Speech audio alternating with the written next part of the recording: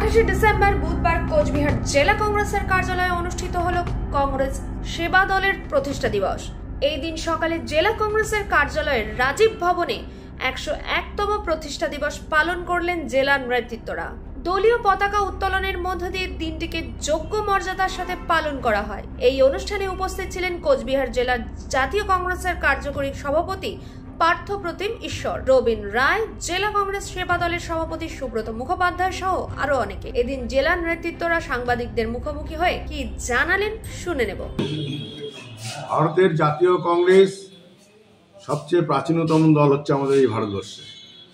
স্বাধীনতা আন্দোলনের সময় থেকে আগের থেকেই 1885 খ্রিস্টাব্দে বোম্বেতে এই জাতীয় কংগ্রেস প্রতিষ্ঠিত হয়েছিল এবং তার প্রথম সভাপতি হচ্ছেন আমাদের উমেশচন্দ্র ব্যানার্জি।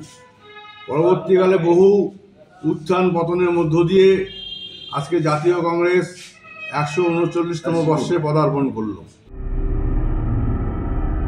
শিলিগুড়ি থেকে পার্থ প্রতিম দাসের রিপোর্ট, ইউ বাংলা টিভি।